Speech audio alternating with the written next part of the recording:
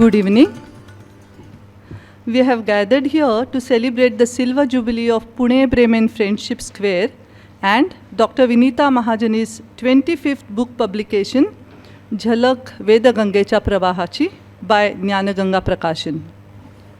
We have with us today our chief guest, Dr. Bhushan Patwardhan, Mr. Umesh Patil from Jnanaganga Prakashan, Dr. Vinita Mahajani, Mrs. Meenal Dighe, and Dr. Leena Rajwade on this dais.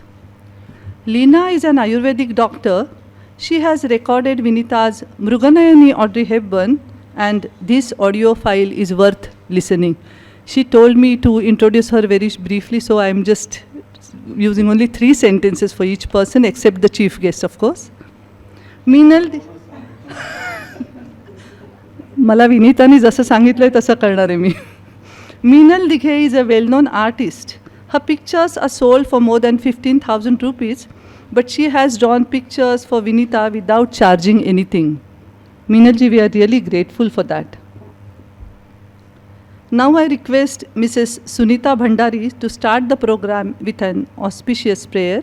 Mrs. Bhandari is meteorologist in Simla office and singing is her hobby. Please welcome.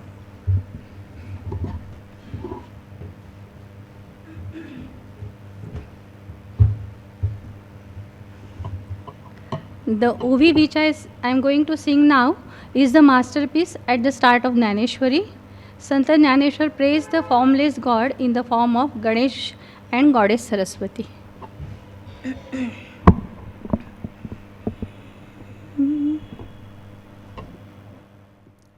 Om Namo Jihadya Ved Pratipatya Jaya Jaya Swasamvetya Atmarupa Deva Tuchi Ganeshu Sakalamati Prakashu Mhane Nivrutti Dasu Avadhari Zoji Akar Charana Yugola Ukar Udar Vishal Makar Mahamandala Mastakakare He Tinhi Ekvatale Tetha Shabda Brahma Kamalale Temiya Shri Guru Krupan Mile Adi Bij Ata Bhinava Vagvilasini Je Chaturyaarth Kala Kamini Te Shri Sharada Vishwamohini Namili Miya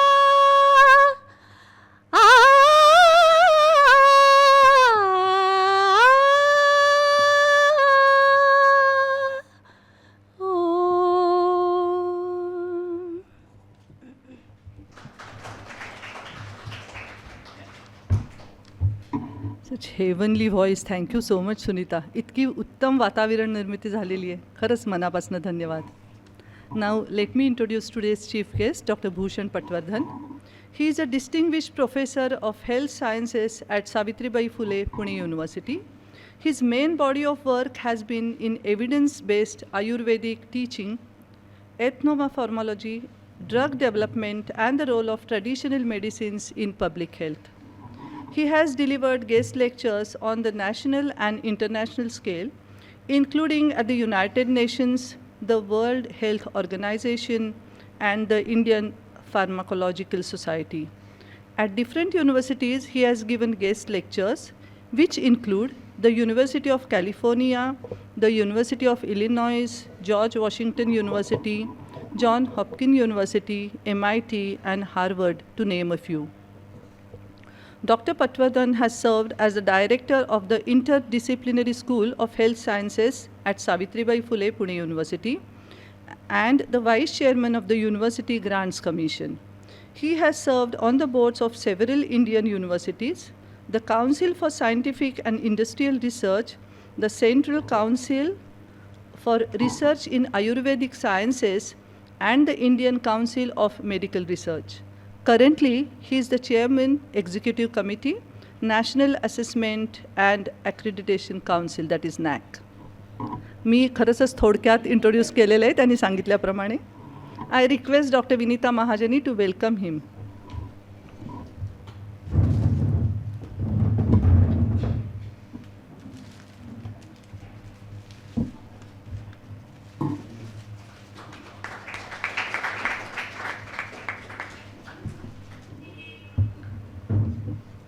Thank you.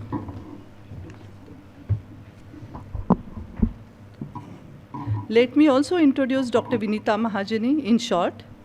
Dr. Vinita Mahajani received a PhD degree in German literature. She was working as a lecturer in Ferguson College. She traveled through various countries and experienced life of different people.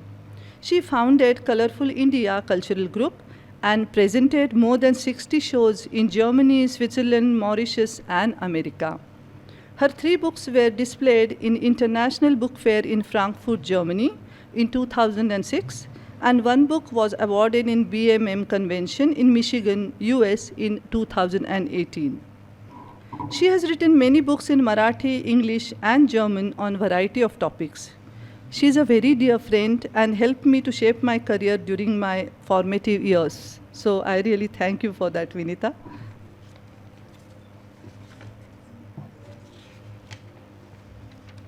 Mobile वाजत असला तर कृपया बंद ठेवाल कारण video shooting सुरू आहे. Now I request Dr. Vinita Mahajani to tell us the story of the Association of Friends of Germany and Pune Bremen Friendship. We all are eager to listen from you.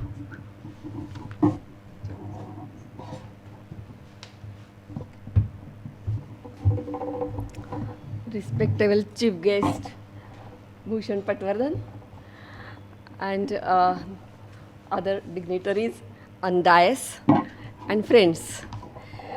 I would like to narrate a story about Association of Friends of Germany. Actually, this story is history, but I would like to take you in the memory lane. So, Namaskar. Our favorite Nobel laureate, Rabindranath Tagore says, I slept and dreamt that life was joy. I awoke and saw that life was service. I acted and behold, service was joy. My husband, Vinita Mahajani, was symbol of this, without knowing this quote. He was born social worker, working hard for others selflessly. Both of us spent a few years in Germany in our youth. Vijay was working as a mechanical engineer in a small town called Göppingen near Stuttgart. We had several German friends, and there were very less Indians in Germany at that time. At that time, only negative facts about India were seen on TV, like poverty, pollution, slums, etc. Every time I felt very bad. So on the occasion of August 15th, on Independence Day of India, I conceived, written, collected some German participants because Indians were very 2 or 3 in the town. and presented Colorful India show depicting rich heritage of India, culture, languages, arts, music, dance, etc. It became later indispensable part of Association of Friends of Germany. After returning to India, many German friends and families visited us privately. That was the seed. Once we invited Indian friends Godbole, Neurgaonkar, Dr. Damble, who spent a few years also in Germany. We wanted to share our idea with them. And so, Association of Friends of Germany was founded in 1972. After a few years, Purohit joined the committee. Then, several years, German family were visiting Pune. They always wanted to stay in families to understand real culture. Here, I would like to mention that Germans were interested only to know Indian culture, arts, and literature.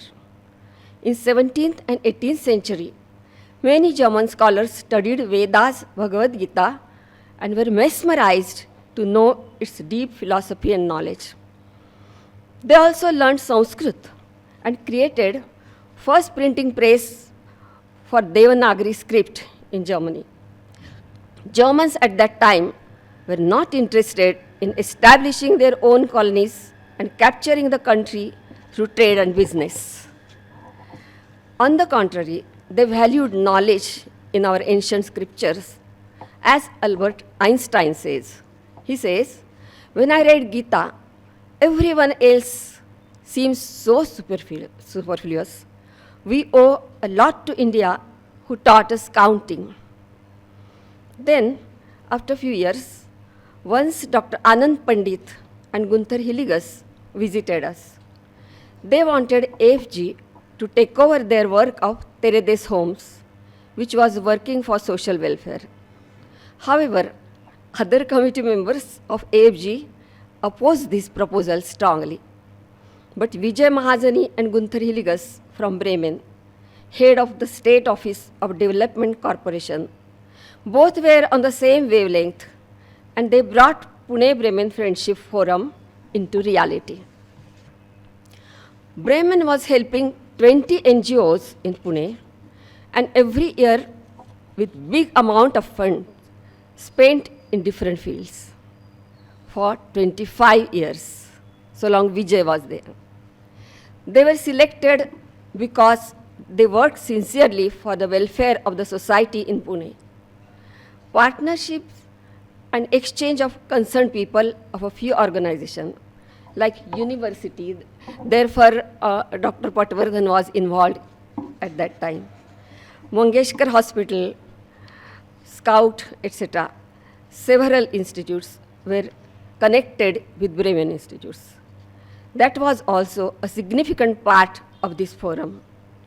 That reminds me, Gunther used to visit Pune every 6 months. He loved Pune. He never ate non-veg in Pune. He liked jeera rice and dal fry. His friends in Germany always made fun of him. They said, Gunther, when you leave this world, we are going to make your statue with your right hand raised towards the direction of Pune. When it was decided to create Pune Bremen Friendship Square, the place near Spicer College was offered by the corporation. It was Silver Jubilee of AFG in 1997. It was Silver Jubilee of AFG at that time. It was a gorgeous event with then Chief Minister Manohar Joshi, Mayor Minister of Bremen, Dr. Henning Scherf, German Ambassador from Delhi, German Consul General from Mumbai, Commissioner Ramana Jha, and Mayor Vandana Chavan at that time. Minister and Mayor of Bremen preferred to stay in our house with her family. Sujat must be remembering that. His height was more than 7 feet. The double bed in our guest room was of normal Indian standard. So, he happily slept in diagonal position. He used to tell us his childhood stories. Once he showed me an old black and white photo and said, "Guess where I am?" I was confused. Then he said, "This little boy, 8 years old, is Henning. I was running with my grandparents through this road because of sudden bombarding during the Second World War." Sheriff used to ride on bicycle from his house to his office, in the town hall, through the road, along the river Weser, enjoying fresh breeze and birds coming from the river. He was an ardent lover of the nature and strived for the protection of environment. Gunther and Sheriff both are now leading retired life in Bremen. So friends, Pune Bremen friendship gave us so many nice memories. I'm also thankful to them. I would like to read the message by Gunther Hilligas from Bremen before I stop. Because when we decided this, I called him 1 week ago just. And he said that he was very happy. And I asked him, he said he wanted to visit actually at this time. He always visited. But then he said, "Ich werde blind langsam." I'm becoming blind slowly because of severe diabetes. But still, I will send a message. So he wrote the email. "Dear Vinita, thanks for the invitation to send you a message for the 25th anniversary. Dr. Sheriff supports this full-heartedly." Message. Congratulations to the 25th anniversary of Pune Bremen Maitri Chowk. The mutual inauguration 1997 of this friendship symbol by Chief Minister Joshi and Lord Mayor Dr. Sheriff from Bremen stands for solidarity and the valid potential of city cooperation all over the world. On the occasion of 30 years Bremen-Pune solidarity, the Indian government honored Bremen with the gift of a white marble bust of Mahatma Gandhi, now placed in Bremen's town hall. Today, all over the world, we see cities working together for sustainable development in partnership together in our world.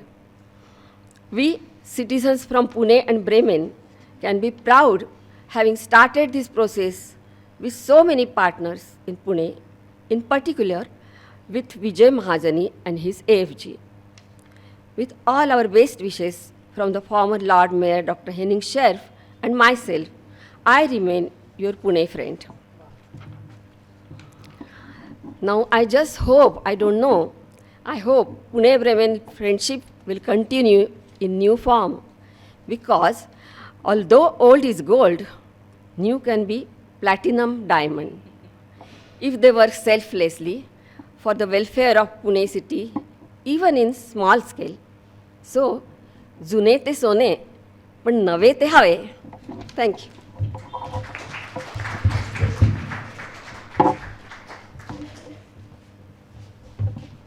Thank you so much. It was wonderful to go down the memory lane. When we visited Bremen, he was so good, and you know, his hospitality was really great. I still remember those days. Bremen and Pune, I think even in future we will have this friendship. We will continue with this friendship. Now may I request Dr. Bhushan Patwardhan to throw more light on this friendship.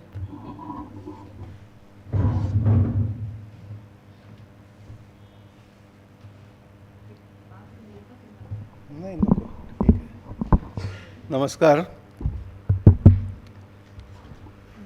Vinita महाजननी तुम्ही खरंच त्या memory लेनमध्ये घेऊन गेलात सगळ्यांना.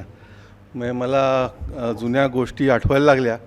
म्हणजे खरं तर महाजनी कुटुंबाचा आणि आमचा खूप जुना संबंध. म्हणजे विजय महाजनी माझ्या वडिलांचे मित्र, आणि मी लहान असतानापासून आमच्या घरी ते यायचे. आणि ते बापूसाहेब पवार, गोविंदराव कुंचूर हे सगळे त्यावेळेचे इंजिनियरांचा तो ग्रुप होता एक मोठा.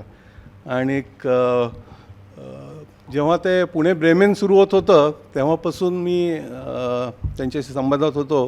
ॲक्च्युली मी, विजय महाजनी आणि गुणाले सर मागे बसलेत तिथे, आता आलेले आहेत. आम्ही तिघं मिळून ब्रेमेनला गेलो होतो आणि मग ब्रेमेन युनिव्हर्सिटीबरोबर काय काय आपल्याला संशोधन करता येईल हा एक मोठा प्रकल्प त्याच्यातनं उभा राहिला. पुणे ब्रेमेन मी आपल्याला सांगतो की पुणे ब्रेमेन जो फ्रेंडशिप म्हणून ग्रुप तयार झाला, पुढे ते सॉलिडॅरिटी म्हणून तो पुढे आला, हे जगातले खूप महत्त्वाचं उदाहरण आहे की ज्या ठिकाणी दोन वेगवेगळ्या देशातल्या शहरं एकत्र येऊन काही मोठ्या प्रमाणावरती असं संघटनात्मक आणि समाज उपयोगी कार्य करतात आणि सातत्याने अनेक वर्ष करतात. आणि त्याचं प्रतीक म्हणून आपण आता ब्रेमेन चौक बघतो. त्यावेळेला जे काही काम झालेलं होतं त्याला एक रेकग्निशन म्हणून तो उभा केला गेला. पण याच्यामागे अनेक लोकांचे हात होते. आत्ता त्यांनी सांगितलं तसं फ्रेंड्स ऑफ जर्मनीमध्ये अनेक लोक सहभागी झालेले होते. आणि मी सुजातला आत्ता बघितलं त्यावेळेला मी लांबनं खानविलकर आमचे मित्र आहेत त्यांना म्हणलं की हाच नक्की मुलगा असणार त्यांचा, कारण तसाच दिसतो तो. विषय माझा काका तसेच दिसायचे अगदी. आणि अतिशय कायम हसतमुख आणि पॉझिटिव्ह. म्हणजे ते सुद्धा अनेक अडचणीतनं गेले, आम्हाला माहिती होतं, आमच्याशी शेअर करायचे तेव्हा खूप. आणि पण कधी त्यांनी धीर सोडला नाही आणि कधी त्यांची पॉझिटिव्हिटी गेली नाही. म्हणजे त्यांच्या आणि आमच्या वयामध्ये जरी बरंच अंतर होतं आणि ते माझ्या वडिलांचे मित्र होते तरीसुद्धा ते माझे मित्र असल्यासारखेच होते. आणि एक गुंथर हेलिगस आत्ता जे आपण ऐकलं त्यांच्याबद्दल, त्यांनी खरोखरच म्हणजे पुण्याला वाहून घेतल्यासारखंच होतं ते. म्हणजे ते अतिशय तन्मयतेने पुण्यामध्ये येऊन दरवर्षी फंड गोळा करून इथल्या सगळ्या NGOजना वाटणं आणि त्यांचं काय काम होतं आहे ते बघणं, हे सगळं खूप चांगल्या रीतीने करत होते. मला वाटतं की त्यावेळची जी काही दृष्टी होती, ऊर्जा होती, ती कालांतराने कमी झाली. कारण कसं असतं, हे वैयक्तिक व्यक्तीवरती तयार झालेल्या ज्या संघटना असतात ना, त्या व्यक्ती गेल्या की त्याच्यामध्ये तेवढी सातत्य राहत नाही. आणि त्यामुळे आता नवीन पिढीने येऊन पुन्हा त्याच्याकडे नवीन दृष्टीने जाणं, तसं तुम्ही म्हणलात विनीताताई की नवं हवं असतं, तसं नव्याने काही पुढे येऊन लोक याच्यामध्ये पुन्हा एक पुणे ब्रेमेन मैत्रीला एक नवीन दिशा मिळेल अशी आशा करूया. आणि या निमित्ताने 25 वर्ष झाली आणि त्याच्या आधी 25 वर्ष फ्रेंड्स ऑफ जर्मनी झालेले, त्यामुळे 50 वर्ष या मैत्रीच्या नात्यानं झालेली आहेत. अनेक मित्र त्याच्यातले आज नाही आहेत, पण त्यांनी केलेलं काम मात्र आपल्यामध्ये आहे. या निमित्ताने त्याचा आढावा घेतलात आपण, त्याची आठवण करून दिलीत आणि त्या आठवणींच्या प्रवासामधनं आम्हाला एक झलक मिळायची संधी दिलीत, त्याबद्दल आपले आभार. धन्यवाद. नमस्कार.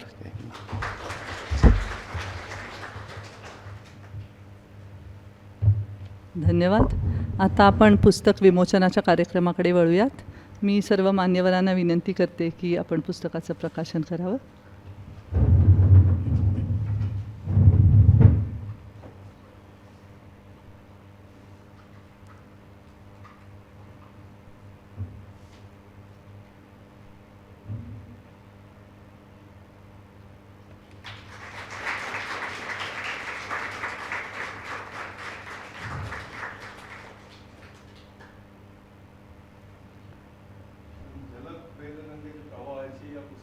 प्रकाशन करताना मला अतिशय आनंद होतोय आणि अतिशय उत्तम पुस्तक बघता क्षणी आपल्याला चांगलं वाटेल त्याची झलक पुस्तकापासून येते. धन्यवाद. श्री उदय पाटील व श्री उमेश पाटील यांचे आप्पा बळवंत चौकात खूप मोठे पुस्तकाचं दुकान आहे व महाराष्ट्रात मोठ्या प्रमाणात वितरणही आहे. पाटील एंटरप्राइजेस या नावाने ते बिझनेस करतात. मी ज्ञानगंगा प्रकाशनाचे उमेश पाटील आज आपल्यासोबत आहेत. त्यांना विनंती करते की त्यांनी त्यांचं मनोगत मांडावं.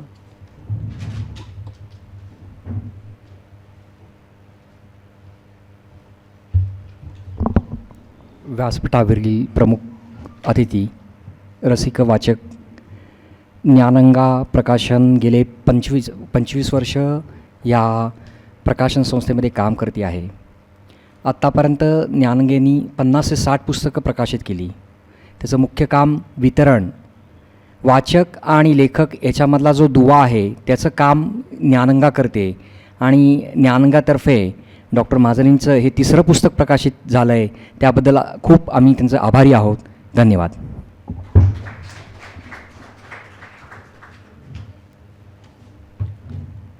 धन्यवाद पाटील सर.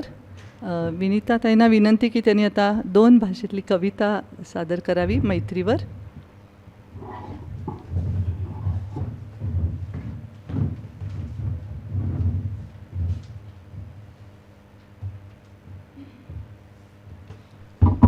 दोन भाषणं काही करणार नाही आहे, पण हे पुणे ब्रेमेनची कॉन्सेप्ट आणि पुस्तकाची कॉन्सेप्ट एकच आहे. त्याची अर्पणपत्रिका मी अशी लिहिली आहे, वसुधैव कुटुंबकम असा विश्वबंधुत्वाचा संदेश देणाऱ्या अभिजात संकल्पनेस समर्पण. तर माझ्या एका दुसऱ्या बायलिंग्वल पुस्तक आहे विश्वमंदिरी टेम्पल ऑफ इन्फिनिटी. त्याच्यात ह्याच विषयाची कविता आहे, ती मी दोन्ही भाषांमध्ये वाचून दाखवते फक्त. मैत्री. वरदानच असते विशुद्ध मैत्री, साथ संगत सुसंगती. विहंग वृंद नभी विहरतो, एक एकटा कधी न रमतो. मत्स्य समूह जळी तरंगे, काच घरातील एकांत न उमगे. एकच तारा नभी उगवतो, बघता बघता एक एक चमकतो. गवत उगवता धरतीवरती, एक बीज अनेक पाती. फांदीवरती असंख्य पाने, एक दिलाने त्यांची नर्तने. मित्रत्वातून फुले एकता, आपुल्या वाटे जाता जाता. वरदानच असते विशुद्ध मैत्री, साथ संगत सुसंगती. आणि ह्याचं व्हिडिओ काढणार आहे आणि इंग्लिशमध्ये ह्याच्यासाठी की गुंथर हिलिगसला ते पाठवायचं आहे, म्हणून मी इंग्लिशमध्येही वाचते. Friendship. Friendship is indeed a boon, staying together in tune. Friendship is indeed a boon, staying together in tune. Flock of birds together sways, although they have different ways. Fish in the ocean float in group, they never like lonesome glass room. Grass grows in tiny bunch, although the seed is only one. The early star looks alone, next moment others roam. A branch carries plenty leaves, they swing together with one belief. We are all connected souls while seeking individual goals.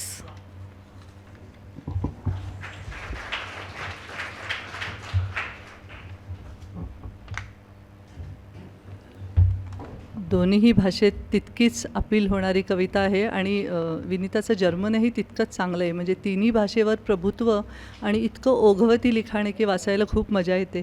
Me doctor Bhushan पटवर्धनांना आता विनंती करते की त्यांनी पुस्तकाबद्दल त्यांचे विचार मांडावेत.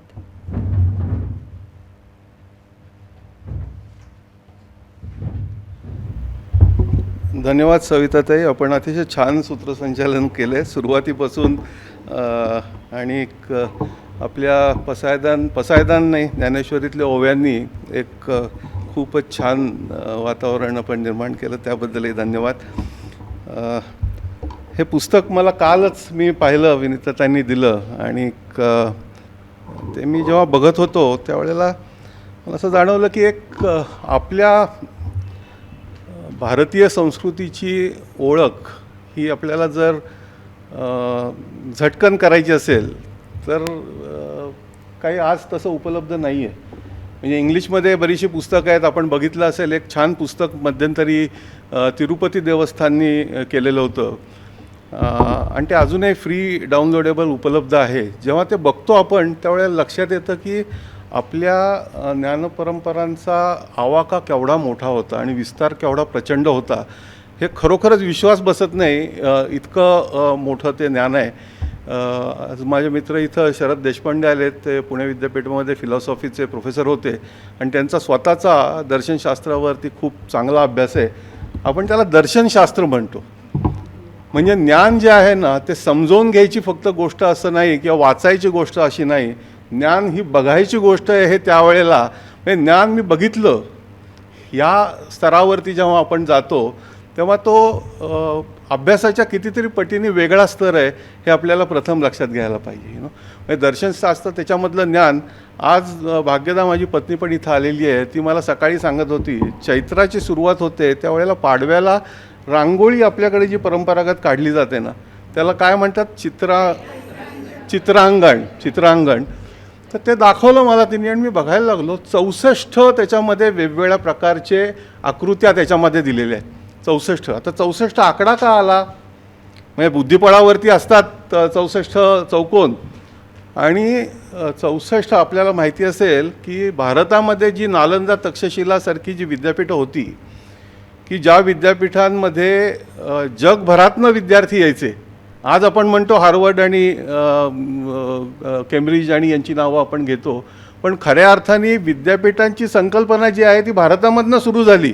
वैश्विक विद्यापीठं भारतामध्ये प्रथम निर्माण झाली नालंदा तक्षशिलासारखी. त्या ठिकाणी काय शिकवत होते हे जर आपण बघितलं तर 14 विद्या आणि 64 कला यांचा अभ्यास त्या ठिकाणी व्हायचा.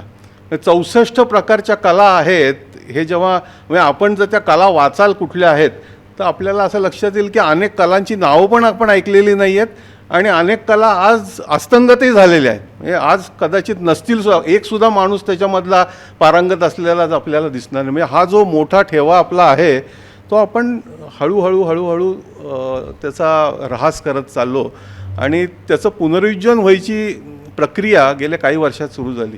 एक शिक्षणातला एक शिक्षक म्हणून मी त्याच्याकडे जेव्हा बघतो त्यावेळेला असं लक्षात येतं की हे कसं झालं याचा विचार जर केला ना तर हे खऱ्या अर्थाने वर्षानुवर्ष आपल्यावरती जी काही परकीय आक्रमणं होत गेली किंवा आपल्याला जी काही वेगवेगळी आव्हानं सामोरं जायला लागलं याचा तर अंतर्भाव आहेच आहे. पण सगळ्यात मोठा आघात आपल्यावरती जर कुठला झाला असेल तर तो आपण ज्या वेळेला ब्रिटिशांच्या अंमलाखाली आलो आणि आपली संपूर्ण शिक्षण पद्धती ही ब्रिटिश शिक्षण पद्धतीला सुटेबल असेल अशी केली गेली.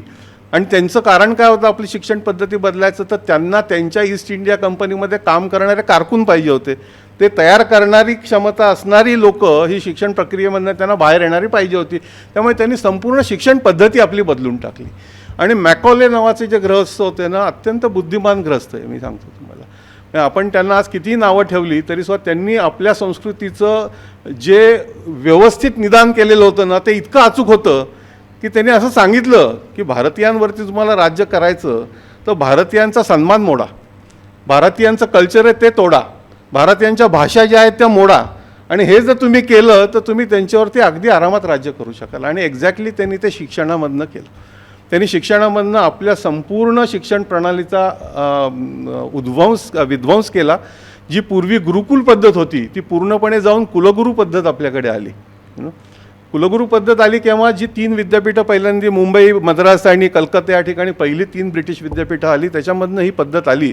आणि जे अभ्यासक्रम त्या काळात केले गेले ते अशा पद्धतीनेच फक्त केले गेलेले होते की ज्याच्यातनं त्यांच्या इंग्लिश चांगली येणारी आणि त्यांच्याकडे काम करू शकणारी माणसं नेमणं. याच्यात काय झालं विनीताताई या सगळ्याचा परिणाम असा झाला की आपल्या अभ्यासक्रमांमधनं हे सगळं हद्दपार झालं पूर्णपणे. आणि माझे खूप चांगले अमेरिकन स्नेही आहेत ते इंडॉलॉजिस्ट म्हणतात आपण ते आणि ते म्हणले मला एकदा आणि मी विचार केला त्यांच्या वाक्याचा आणि मला असं लक्षात आलं की किती योग्य निदान बाहेरची लोक आपल्याबद्दल करू शकतात. ते मला असं म्हणले की मी जगात सर्वत्र फिरलो आहे, जगातल्या कानाकोपऱ्यामध्ये मी फिरलो आहे, जगातल्या विविध धर्मांच्या, विविध भाषांच्या, विविध देशांच्या, विविध संस्कृतींच्या लोकांशी माझा चांगला जवळचा संबंध आलेला आहे. पण भारत देश हा मला एकमेव असा दिसला की ज्या ठिकाणी त्यांनी शब्द इंग्लिशमध्ये वापरला educated elite take pride in ridiculing their own culture. किती योग्य बघा. मी म्हणजे विचार करत होतो की यांनी कसं काय योग्य रीतीने सांगितलं. म्हणजे आजसुद्धा ते आपल्यातनं गेलेलं नाही आहे. आपल्या आज मनावरती अशा एक प्रकारचा पगडा आहे की आपल्याला असं सातत्याने सांगण्यात आलेलं आहे की पाश्चात्यातनं जे काही येतं तेच खरं विज्ञान आणि आपल्याकडे जे आहे ते सगळं थोतांड. आज मला असं सांगायला पाहिजे की हे झलक वेदगंगेच्या प्रवाहाचं ज्या वेळेला आपण वाचाल त्यावेळेला आपल्याला एक आणि त्यांनी सांगितलं तसं त्याची त्यांनी तोंड ओळख करून दिली आहे फक्त. म्हणजे त्याच्यात त्यांनी काही विस्ताराने सांगितलेलं नाही आहे, पण याची व्याप्ती किती आहे आपल्या ज्ञानाची याची साधी कल्पना आपल्याला येते. आणि मग या प्रत्येक बिंदूचा आपण जर अभ्यास केला तर त्या प्रत्येक बिंदूमधून मोठमोठे ज्ञानाचे डोंगर बाहेर पडतील असं आपल्याला लक्षात येतं. मग त्या ठिकाणी वेद असू देत, उपनिषद असू देत, आणि अनेक ज्ञानाची अगदी पार तिथपासून ते आपल्या संत वाङ्मयापर्यंत असू देत. म्हणजे यांनी गीतेवरती तर खूप छान लिहिलेलं आहे, आणि गीतेचं सारच आपण याच्यामध्ये आणलेलं आहे असं मला वाटतं, थोडक्यामध्ये सर्वसामान्य लोकांसाठी. आणि मी तुम्हाला खरंच सांगतो की अजूनही म्हणजे मी स्वतः जगभर सगळीकडे फिरत असतो आणि ते करायला लागतं आम्हाला, पण अजूनसुद्धा मी मराठीमध्ये जे वाचीन ना ते मला अधिक चांगलं समजतं. त्यामुळे मातृभाषेमधनं शिक्षण हे जेवढं महत्त्वाचं आहे ना ते मातृभाषेमधनं अभ्यास हा खूपच महत्त्वाचा आहे. म्हणून त्या दृष्टीने मी तर असं म्हणेन, आणि मी या प्रकाशकांचं सुद्धा अभिनंदन करतो, ज्ञानगंगा प्रकाशन, की तुम्ही हे पुस्तक प्रकाशित केलं आहे. हे प्रत्येक शाळेतल्या विद्यार्थ्याला पूरक म्हणून वाचायला द्यायला पाहिजे. काय झालं आहे की जोपर्यंत आपण आपल्या स्वतः, आता आपण म्हणतो आत्मनिर्भर भारत, पण आत्मनिर्भर भारत हा आत्मसन्मान आपण आणि आत्मविश्वास ह्या दोन गोष्टी परत आणल्याशिवाय आपल्याला मिळणार नाही. आणि जे नुकसान आपल्या सगळ्या समाजाचं, देशाचं हे शिक्षणाच्या दुर्गतीमुळे झालेलं आहे, ते जर तुम्हाला नीट करायचं तर शिक्षण नीट केल्यानंतरच हे होणं शक्य आहे. याची वाट ही शिक्षणामधनंच आहे, आणि त्याची सुरुवात ही नवीन शैक्षणिक धोरण जे आलेलं आहे त्याच्यामधनं सुरू झालेली आहे. नवीन शैक्षणिक धोरणामध्ये त्यांनी प्रामुख्याने सांगितलेलं आहे की या सर्व शिक्षण बदलाची प्रक्रिया ही शाळेपासून सुरू होईल. आणि भारतीय ज्ञान त्यांनी हा 14 विद्या 64 कला याचा पण अंतर्भाव केलेला आहे. मी स्वतः त्या प्रक्रियेमध्ये सहभागी होतो, माझे गुरु कस्तुरी रंगन आहेत त्यांच्याबरोबर. त्यामुळे हे एक अतिशय एक नवीन दिशा देणारं धोरण जवळजवळ 35-40 वर्षांनी भारताला मिळालेलं, म्हणजे खरोखरच भारताचं स्वतःचं धोरण म्हणता येईल अशा पद्धतीचं. दुर्दैवाने अजूनही आपल्या देशामध्ये अतिशय गोंधळात टाकणारे आणि मुद्दामून तुम्हाला चुकीच्या दिशेने विचार करायला प्रवृत्त करणारे, ज्याला आधुनिक भाषेमध्ये हल्ली नॅरेटिव्ह असं म्हणतात, ते नॅरेटिव्ह तयार करायची प्रक्रिया खूप जोरात सुरू असते. म्हणजे अगदी काश्मीर फाईलनंतरसुद्धा ते कसं चुकीचं आहे आणि कसं त्याच्यात राजकारण होतं याच्यावरती आपल्याला अनेक पोस्ट आलेल्या दिसतील. हे नॅरेटिव्ह जे येतात ना, हे नॅरेटिव्ह तयार करणारे जे लोक आहेत त्या लोकांना आपल्याला समजावून सांगायला पाहिजे की तुमचे विचार कुठलेही असतील तरी त्यातल्या मूळ विषयाचा जो गाभा आहे तो विसरून चालणार नाही. तुमचे कुठलेही विचार असोत, तुमचे कुठलेही धर्म असोत, तुमचे काही असोत, मूळ तुम्ही जर हा देश नीट ठेवला तरच आपण सगळेजण सुरक्षित राहणार आहोत. आणि हा ठेवण्यासाठी आपल्याला आपल्या ज्ञानाची पुन्हा ओळख घडवून आणण्याची गरज आहे. जे चाणक्यांनी एकेकाळी केलं होतं, आज आपले पंतप्रधान त्या दृष्टीने खूप चांगला प्रयत्न करत आहेत असं मी म्हणेन. आणखीन त्याचे म्हणजे भारतीय ज्ञानपरंपरांचा जर विचार केला तर दोन गोष्टी मी तुम्हाला सांगेन की पुणे विद्यापीठामध्ये परत आल्यानंतर मी आपले श्रीरंग गोडबोले आहेत, माझ्या मित्र आहेत चांगले, आपण नाव ऐकलं असेल त्यांचं. त्यांना मी म्हटलं अरे आपल्याला दोन गोष्टी करायच्या आहेत. आम्ही जे आत्ता शिकवतो किंवा आम्ही जे काही कोर्स तयार करतो ना ते इतके नीरस असतात की ते विद्यार्थ्याला आम्ही जर दिले तर त्याला झोप येते. आणि मग त्यांना जर झोप येत नसेल तर तुम्ही त्या कोर्सचं बघा असं सांगतो त्याला. म्हणजे टॉकिंग हेड आम्ही म्हणतो ना, प्राध्यापकांनी काहीतरी बोलायचं आणि ते टी व्हीवरती दाखवायचं. एकेकाळी खूप चांगलं होतं ते, म्हणजे त्याची गरज होती. आता बदलले ना शिक्षणाची सगळी संस्कृती, आता वेब सिरीजचं युग आहे. तर आपण दोन चांगल्या वेब सिरीज तयार करून दाखवू. आणि आम्ही दोन विषय असे निवडले. एक विषय असा निवडला की भारतीय ज्याला आम्ही थॉट लीडर म्हणतो, वैचारिक नेतृत्व करणारे भारतीय वैज्ञानिक किंवा भारतीय विचारवंत, फिलॉसॉफर म्हणा, वैज्ञानिक म्हणा, असे 10 निवडायचे आणि त्यांची एक वेब सिरीज तयार करायची. कारण आज मी शाळेत असताना मी गॅलिलिओ शिकलो आहे, मी युरोका आर्किमेडिस शिकलो आहे, मी न्यूटन शिकलो आहे, मी चरक नाही शिकलो, मी वाग्भट नाही शिकलो, मी पतंजली नाही शिकलो, मी पाणिनी नाही शिकलो. कुठेतरी एखादा छोटा कोपऱ्यामध्ये धडा असेल कदाचित चाणक्यवरती किंवा काही, पण हे मुख्य प्रवाहामध्ये आम्ही नाही शिकलेलो कधी आणि अजूनही शिकवलं जात नाही आहे. म्हणजे पाणिनीसारखा की जो जगामध्ये पूर्णपणे व्याकरण याची नवीन परिभाषा आजही त्याची वापरली जाते, असा विद्वान किंवा वराहमिरासारखा ही नावं तुम्ही घेतली तर त्या, आणि आपण जर म्हणलं की नाही सगळंच तिकडनं येते आणि आपल्या इथं सगळे अशिक्षित आणि गारुडी होते, तर मग आपण कुठल्या जगात राहतो? म्हणजे जरा दक्षिणेत जाऊन बघा, ही मंदिरं बांधण्यासाठी त्यांना विज्ञान माहीत नसताना ही मंदिरं बांधू शकणार आहेत ते? अहो, एक दगड तुम्हाला नाही उभा करता येत तिथे, काय तुम्ही सांगताय? आज सुद्धा 2000 वर्षापूर्वी केलेलं धरण आज तामिळनाडूमध्ये शिल्लक आहे. कसं बांधलं असेल त्यांनी? हे का ब्रिटिशांनी आम्हाला दिलं आहे? मग कुठल्या जगामध्ये आपण राहतो आणि कोणाचं सांगणं आपण ऐकतो? आणि आपला देश जर आपल्याला पुढे न्यायचा तर आपल्या स्वतःच्या संस्कृतीची ओळख करून घेण्याची गरज आहे. म्हणून तुमचं अभिनंदन याच्यासाठी की ही झलक आपण आपल्या पुस्तकाच्या निमित्ताने दिली. मला तुमच्याबरोबरच तुमच्या सहकाऱ्यांचं, तुमच्या मैत्रिणींचं विशेषतः मला अभिनंदन करायचं आहे की त्यांनी अतिशय सुंदर ही चित्रं याच्यामध्ये काढलेली आहेत. आणि म्हणजे मला त्यांनी सांगितलं की तुम्ही एक हॉबी म्हणून करताय, पण हे करण्यासाठी जी आंतरिक तळमळ लागते ना, ती मला या चित्रांमध्ये दिसली. की तुम्ही नुसतं कोणासाठी करायचं आहे म्हणून केलेलं नाही आहे ते. म्हणजे त्या चित्रांशी तुम्ही एकरूप झालेला आहात. एखाद्या आर्टिस्टला ते चित्र घडवण्यासाठी जी आतून उर्मी यायला लागते ती तुमच्या ब्रशमध्ये आलेली दिसते. आणि याच्याबरोबरीने मला त्यांनी दुसरं पण पुस्तक दिलं, त्याच्यातसुद्धा अनेक चित्रं आहेत. त्यांच्या कवितांवरती केलेली चित्रं आहेत, अतिशय प्रगल्भ चित्रं आहेत. मला वाटतं आणखीन एक चित्रकार फिरोदी आहेत, त्यांचीसुद्धा त्याच्यामध्ये किमया फिरोदी आहेत, त्यांची पण चित्रं आहेत. मला वाटतं भारतामध्ये आणखीन एक आपण चूक केली की स्टेम ज्याला आम्ही म्हणतो, म्हणजे सायन्स, टेक्नॉलॉजी, मॅथमॅटिक्स, इंजिनिअरिंग हेच विषय महत्त्वाचे आहेत असं आपण आपल्या डोक्यावरती सारखं बिंबवलं गेलं. म्हणजे 12वी झाल्यानंतर जायचं कुठे? इंजिनियर, डॉक्टर व्हायचं. मग आर्ट्सला जायचं, मग लोक वेडात काढतात, अरे काय तू लँग्वेज हे शिकणार आहेस? तर जर्मन लँग्वेजसारखी लँग्वेज त्यावेळेला तुम्ही घेतली, त्यावेळेला तुम्हाला म्हणले असतील काय तुम्हाला काही दुसरं येत नाही का? तुम्हाला इंजिनिअरिंग नाही व्हायचं का? काय नाही. हा जो कला आणि म्हणजे ज्याला ह्युमॅनिटीज म्हणतो किंवा ह्युमन सायन्सेस म्हणतो, त्याच्याकडे बघायचा दृष्टिकोन आपल्याकडचा पूर्ण बदलून गेला आणि त्याला कमी लेखायची एक प्रक्रिया आपल्याकडे सुरू झाली. आणि त्यामुळे नवीन पिढी जी आपली झाली ना, ती खूप मोठ्या प्रमाणावरती ज्याला आम्ही राईट ब्रेन श्रिंक म्हणतो ना, अशा पद्धतीच्या झाली.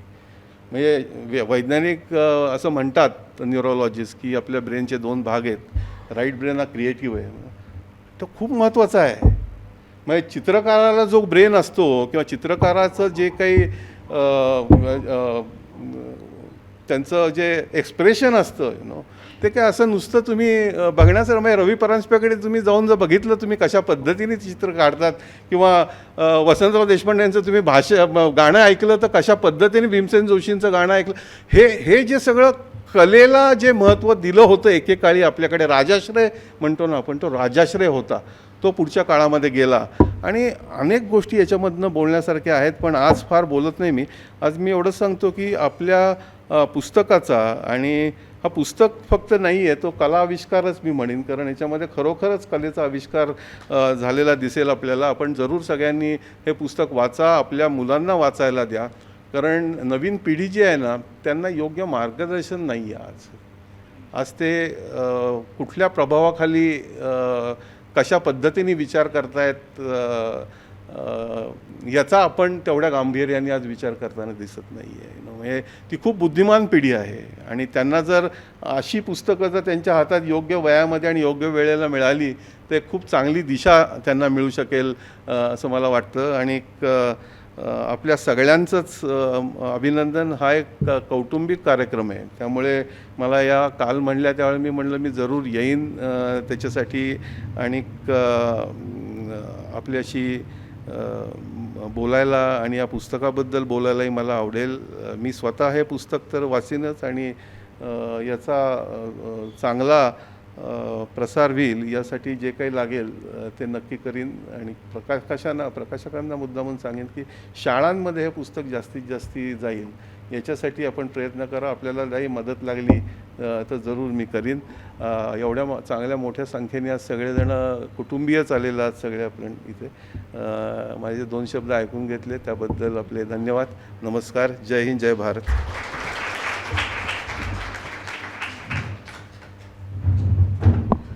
डॉक्टर भूषण पटवर्धनांच्याच मुद्द्याला मी जोडून सांगते. मी गेले 30 वर्ष सांस्कृतिक आदानप्रदान करते जर्मनीबरोबर आणि इथल्या मुलांना मी हेच सांगते की जर्मन भाषा शिका, पण आपल्या भाषेचा अभिमान बाळगा आणि आपले पदार्थ, म्हणजे मला आत्ताच आठवते की 30 वर्ष मी तिकडे गेले की थंडी वाजते तर रोज रात्री दूध हळद पिते, तर ते हसायचे मला, काय दूध हळद पिते. आता कोविड झाल्यावर सगळे टर्मिरिक लाटे म्हणून दूध हळदच पितात.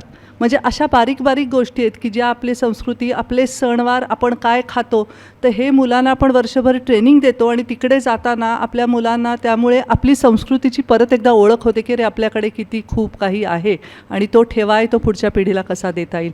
मिनल दिघेंना मी विनंती करते. मला विनीताताईंनी सांगितलं आहे की आपण विचार मांडणार आहात. या ना प्लीज. खरंच इन्फॉर्मल कार्यक्रम आहे. अहो तुम्हाला वाटेल.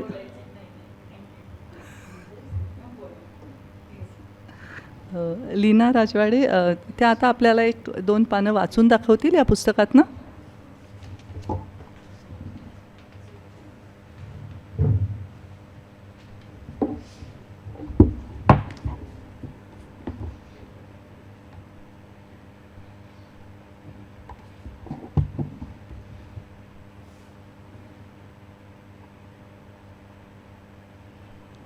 नमस्कार. मी स्वतः आयुर्वेदाची विद्यार्थिनी असल्यामुळे मला ह्या पुस्तकाने जास्त आकर्षित केलं आहे आणि म्हणून मी 2 वाक्य फक्त बोलून ह्या पुस्तकातली जी पानं आम्ही वाचायचं ठरवलं आहे त्याचं वाचन लगेच सुरू करते.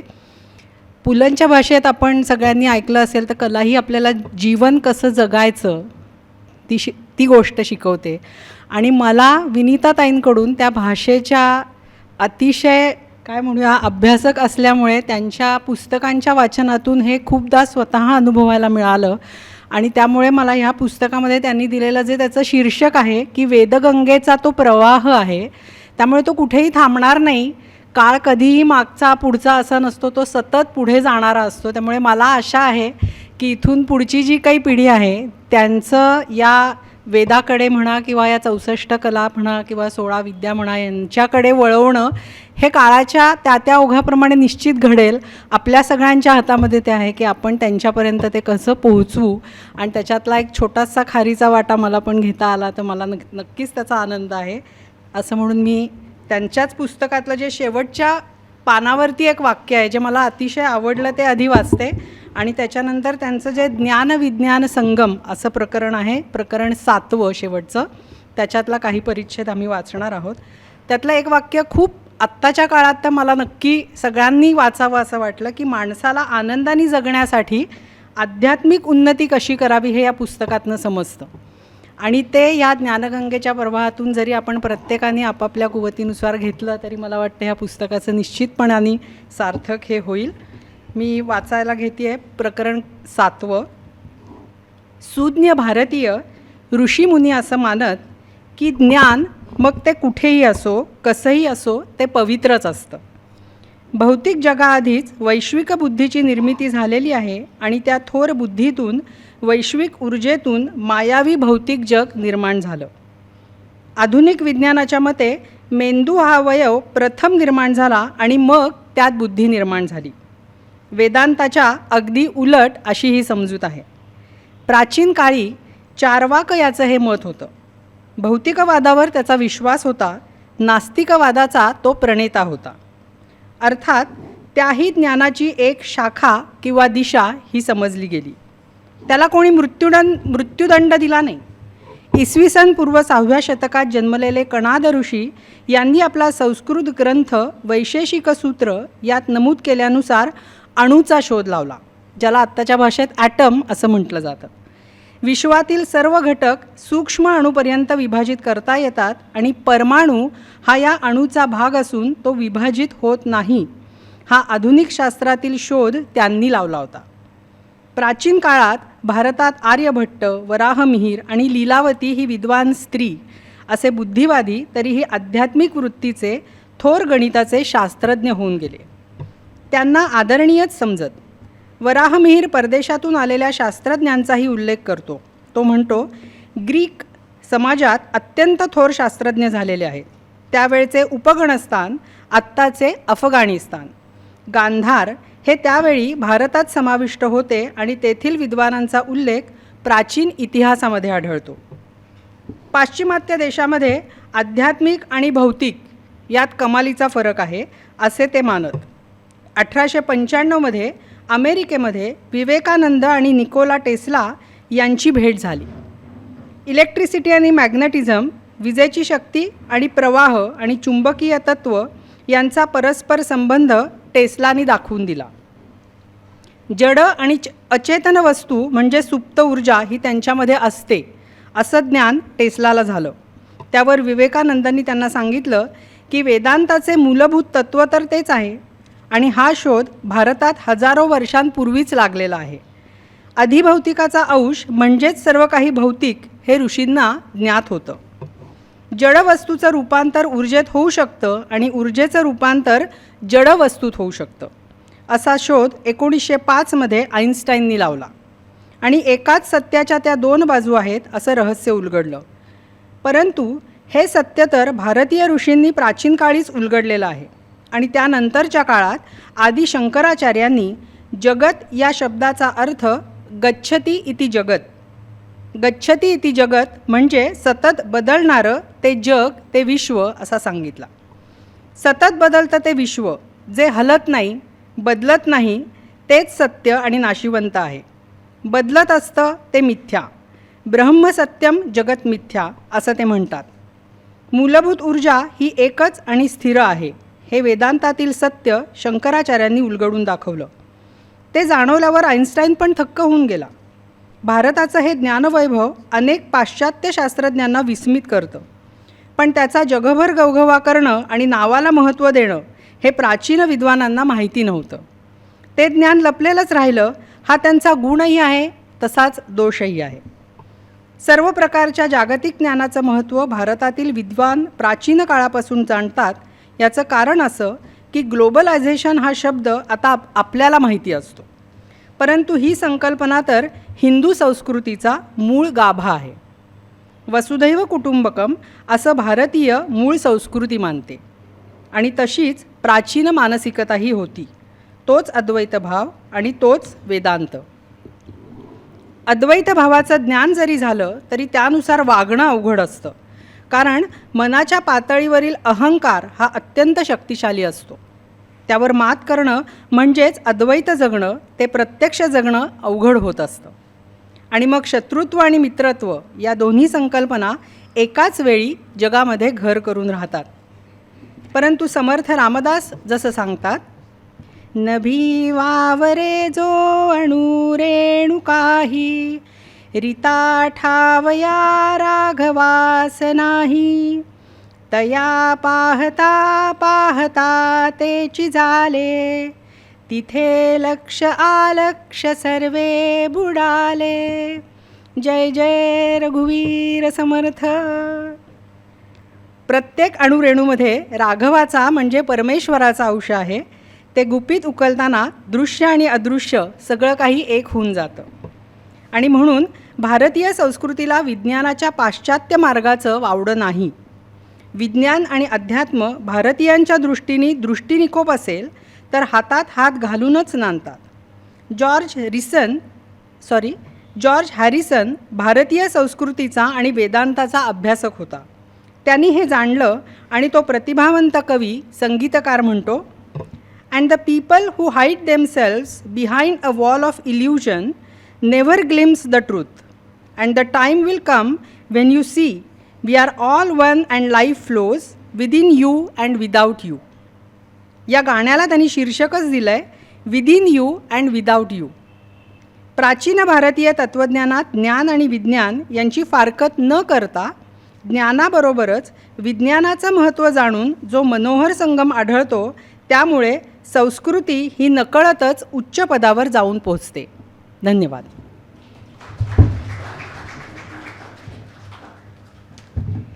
धन्यवाद लीना. मला खात्री आहे की आपल्या सगळ्यांना ते पुस्तक घेऊन कधी वाचू अशी क्युरिओसिटी जागृत झालेली आहे. आपण आता कार्यक्रमाच्या शेवटाकडे आलो आहे. व्यासपीठावरील सर्व मान्यवर, doctor Bhushan Patwardhan Patil sir, Meenal Dighe madam, doctor Vinita महाजनी आणि लीना राजवाडे, सर्वांचे आभार. आणि तुम्ही सर्वजणं, म्हणजे काल ती म्हणत होती अगं 5-10 लोकं असतील आणि मग आता आलेले लोक खुर्च्या काढून बसत आहेत, कारण मगाशी जेव्हा त्यांनी मला विचारलं अहो म्हटलं 30-35 खुर्च्या बास आहेत, परंतु तसं नाही, सगळेजणं तुम्ही विनीताच्या प्रेमापोटी आलात. खरंच मनापासून धन्यवाद. कारण एवढी 25 पुस्तकं तिने लिहिलेली आहेत, आपण मोस्टली सगळ्यांनी ती वाचलेलीही आहेत आणि ह्या पुस्तकात आता काय आहे हे आम्हाला जाणून घ्यायला आवडेल. तर खरंच मनापासून तुम्ही सगळे आलात, धन्यवाद. आणि सुनील दामल्यांचे आभार, दामले हॉलचे, त्यांनी एका दिवसात हा हॉल उपलब्ध करून दिला. आता मी सुनीता भंडारींना विनंती करते की त्यांनी त्यांच्या सुमधुर आवाजात पसायदान सादर करावं.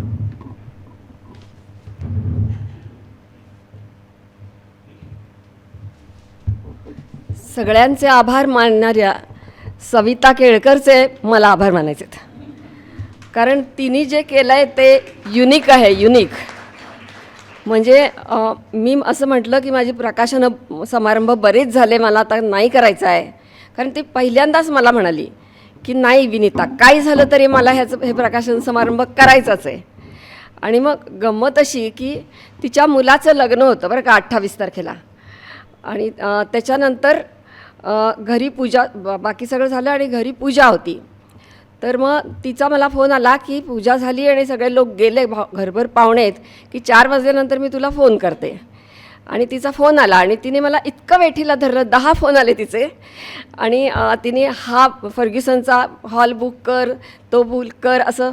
आणि सकाळी चालेल का म्हटलं नको बाबा, आता त्रास होतो उन्हाचा. तर म्हणून मग तिला असं सांगितलं मी. पण तिने तर सोडला नाही हट्ट. ती म्हणाली की मी दामले हा बुक केला. आणि मग तेव्हापासनं त्याच्यानंतर तिच्या घरी पूजा झाल्यानंतर रिसेप्शन होतं दुसऱ्या दिवशी. त्या सगळ्यातनं वेळ काढून, म्हणजे हॅट्स ऑफ टू हर, अशी ती आहे. आणि खूपच डायनॅमिक आहे. ती काय काय करते ते आपल्याला माहिती आहे, त्याच्यामुळे हे मला काही सांगितल्याशिवाय राहत नाही आहे. धन्यवाद.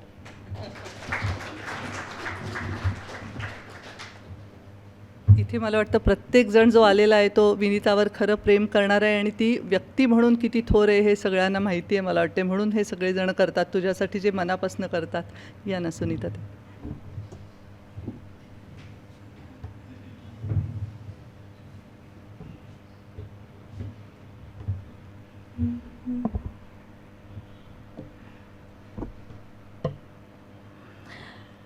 आता विश्वात्मके देवे येणे वाग्यज्ञे तोषावे, तोषोनी मज द्यावे पसायदान हे. जे खणांची व्यंकटी सांडो, तया सत्कर्मी रति बाढो.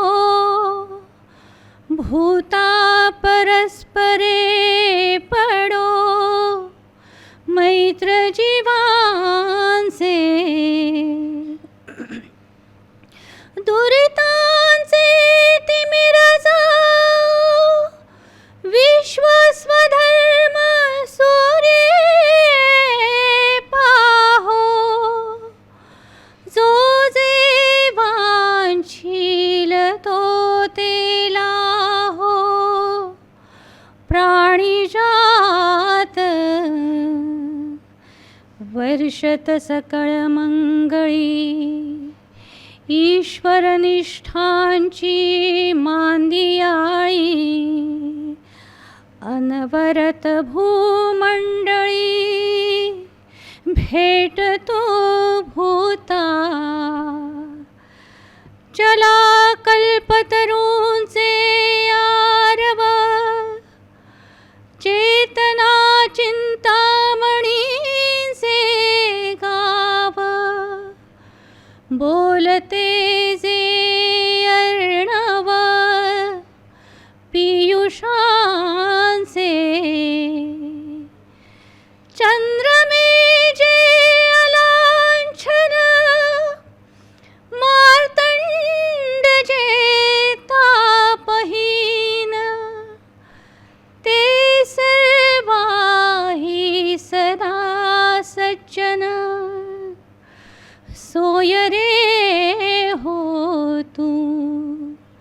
किंबहुना सर्वसुखी पूर्ण होनी तिहे लोकी भजिजो आदिपुरुखी अखंडित आणि ग्रंथोपजीविये विशेषी लोकीये दृष्टादृष्ट विजये हो आवेजी येथ म्हणे श्री विश्वेश्वराव हा होईल दान पसाओ येणे वरे ज्ञान देओ सुखिया झाला.